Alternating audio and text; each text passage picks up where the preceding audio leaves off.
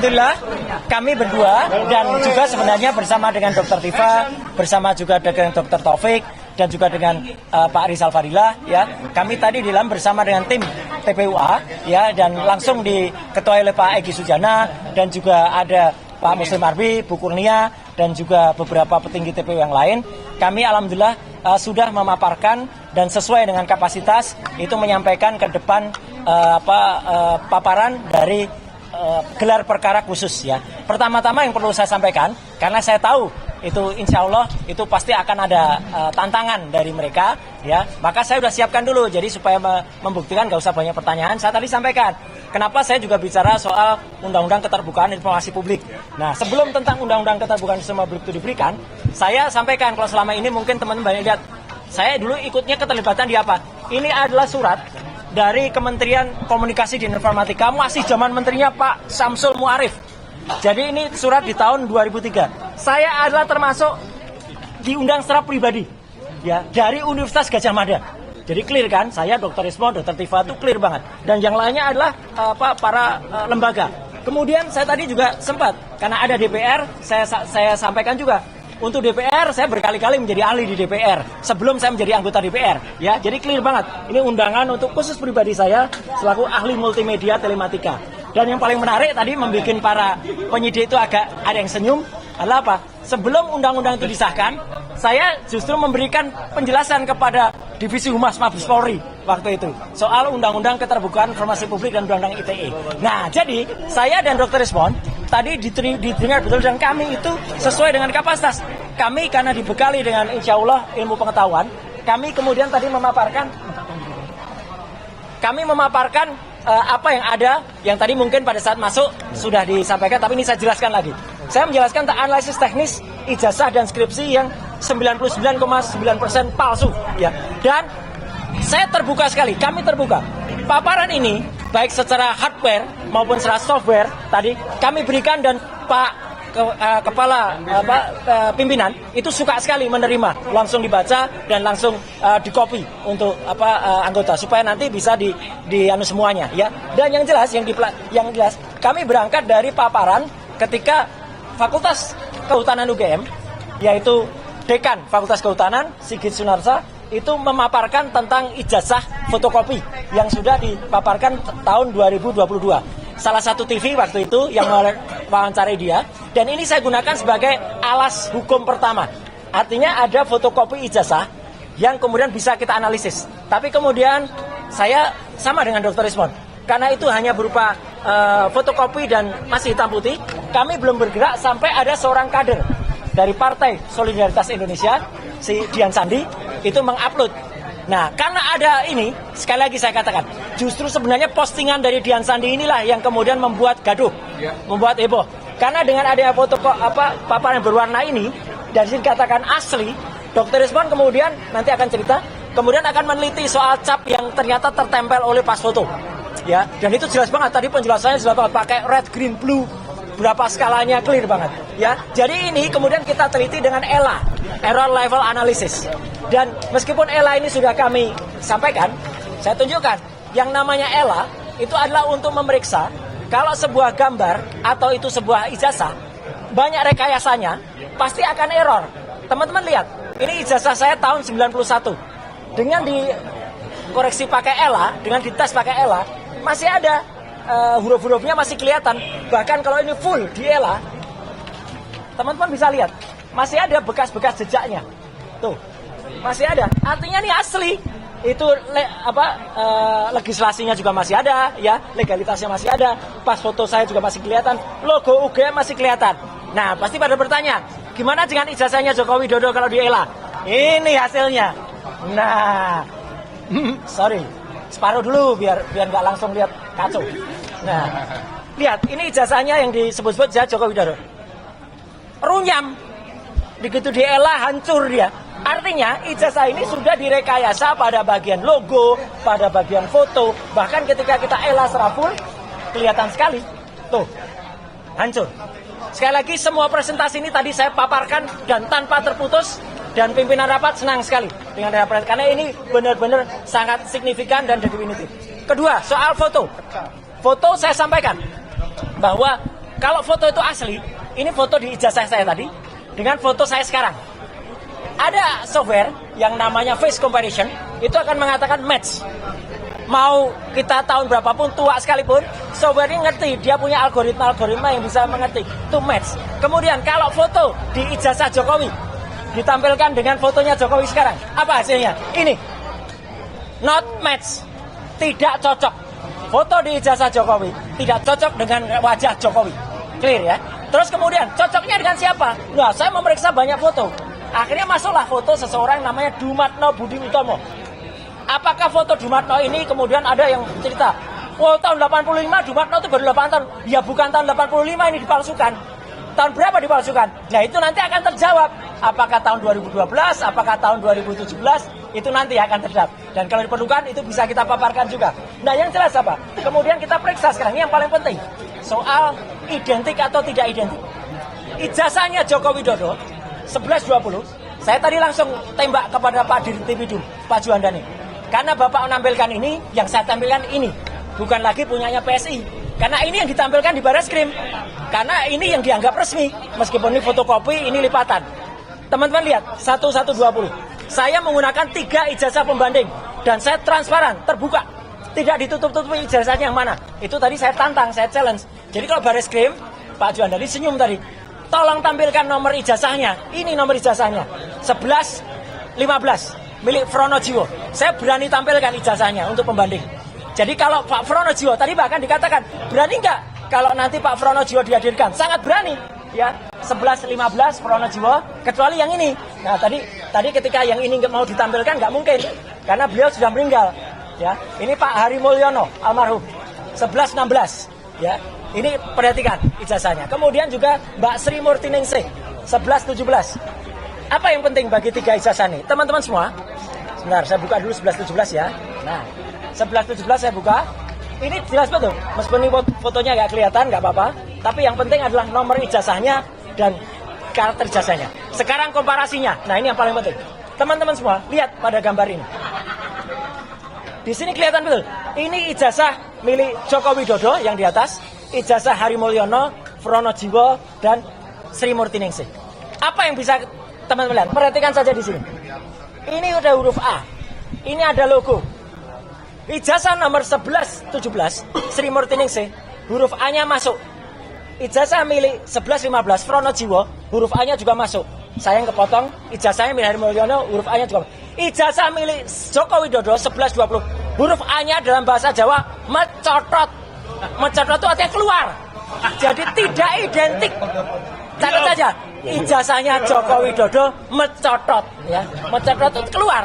Artinya tidak identik. Bahkan Dr. Rizwan itu mengambil 6 perbedaan. Ya, jadi luar biasa. Kemudian tadi saya juga menjelaskan bagaimana soal skripsi. Ini yang paling penting. Saya, Dr. Rismon, Dr. Tifa, kami memperoleh bukti skripsi ini langsung. Dan ini adalah primary evidence. Langsung dari tangan pertama, langsung dari Ibu Wakil Rektor, Ibu Profesor Wening Udasmoro, dan Wakil Rektor juga si Haji ya, gitu. Jadi kami dapatkan langsung, bukan mencuri. Ya, soalnya ada yang menuduh Dr. Himon mencuri. Gila itu orang itu. Ya, gitu. Menuduh. Kami dapat langsung dan kami periksa seizin beliau. Ini skripsinya. Skripsinya yang menarik adalah langsung saja ke sini daripada terlalu lama. Nah, skripsinya adalah ada perbedaan sangat jelas. Bahwa pada tahun 85 ketika skripsi ini dibuat konon November, di sini sudah terus Profesor Dr. Insinyur Ahmad Soemitro.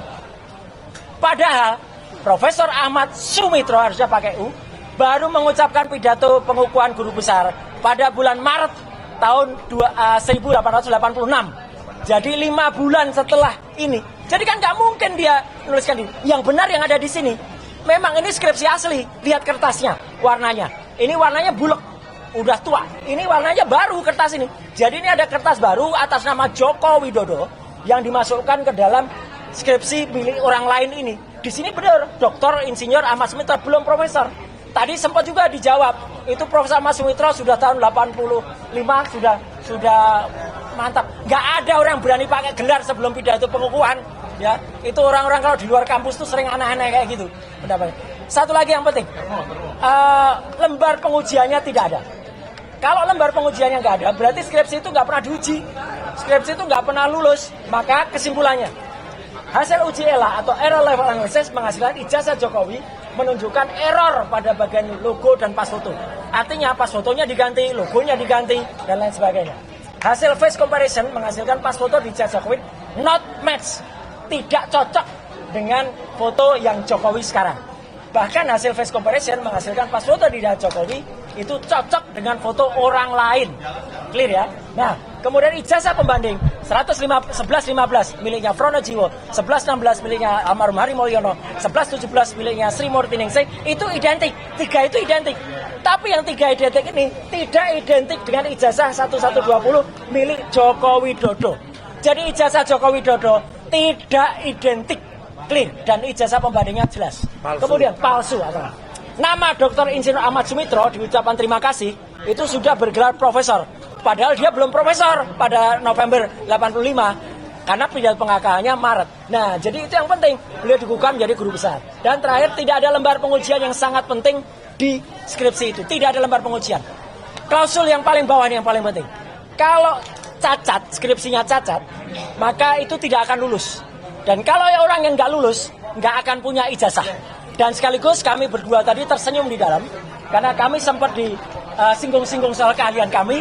Saya tunjukkan tadi dengan berbagai dokumen, kemudian berbagai sertifikat, berbagai pengakuan dari DPR, dari Kementerian Kominfo waktu itu, bahkan dari Mabes Polri. Kita sah semuanya. Dan lucunya, orang yang men-challenge kami itu tadi katanya mengaku ahli digital forensik, ternyata ahli sastra, ya. Karena dia nggak punya presentasi apapun, cuman ngomong aja bla bla bla bla bla. Kemudian sempat ini fakta ya. Saya tidak menutupi. Sempat di stop oleh Pak Kepala Rawasidik, karena udah kamu nggak, dia mengatakan kamu loh itu. Udah, kamu nggak usah cerita itu, kami sudah tahu. Cerita saja apa yang kamu bisa bantah untuk mereka, untuk beliau-beliau itu. Gitu. Dan ternyata nggak bisa, cuma nomor-nomor aja. Nah, biar tambahkan Dr. Risma, silakan. Kesimpulannya dari hasil gelar perkara ini apa, Pak? Insya Allah kita hanya bisa berharap, ya. Kita manusia itu kan tidak mungkin sempurna. Jadi kita hanya berdoa dengan bantuan media semuanya, ya. Moga-moga apa yang saya persembahkan untuk TPUA, apa yang kami persembahkan untuk ini bisa diterima dan bisa mengubah apa yang kemarin terjadi. Tapi tentu itu semua kita juga harus mohon doa, moga-moga mereka semua yang ada di ruangan diberikan hidayah oleh Allah Subhanahu wa taala. Amin. Itu ya. Oke. Silakan. Iya. Enggak, nanti dulu. Ya. Kami sangat kecewa dengan ketidakdatangan dari Pak Jokowi, ya, yang membawa ijazah katanya asli, katanya lulusan UGM, dan ketidakhadiran pihak UGM juga yang seharusnya bisa menjelaskan atau memiliki kesempatan yang sangat luas untuk meyakinkan publik, tetapi itu semua tidak dimanfaatkan, sayang sekali ya. Dan pada kesempatan ini memang kelihatan pihak Dirtipidum itu kalah telak, ya, kalah telak dalam arti bahwa menunjukkan nggak usah ijazahnya Pak Jokowi dalam versi analog, versi digital pun tidak berani menunjukkan kepada kami dalam monitor. Betapa menakutkan fakta itu kepada Pak Dirtipidum.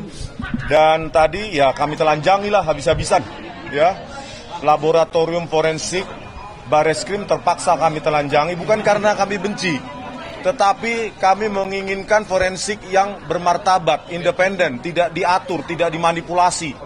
Bahkan tidak, Kapolri pun harusnya tidak boleh punya otoritas mengatur hasil dari forensik. Oleh karena itu sebenarnya kalau didengarkan oleh Pak Presiden Prabowo, sebaiknya Pak, lembaga forensik itu harus dikeluarkan dari kepolisian, supaya menjadi lembaga independen yang dipercaya oleh publik. Kalau bisa tiga lembaga Pak, khusus forensik. Jadi Kapolda, Kapolri, atau atasan-atasan mereka itu tidak bisa mengintervensi, mengatur-ngatur hasil seperti kasus Jessica Wongso, ya, Dirtipidumnya Krisnamurti, Kapoldanya Tito Karnavian, Kepala Laboratorium Komputer Forensik Muhammad Nur Azhar. Mereka berkomplot dengan para jaksa memanipulasi barang bukti digital, mengabur-ngaburkan, menggunakan software gratisan yang bernama iRightShop. Itu software gratisan dipakai oleh laboratorium forensik. Tadi saya jelaskan juga ya, Mas, pengantar saya. Kenapa saya jelaskan ini? Karena saya cinta kepolisian.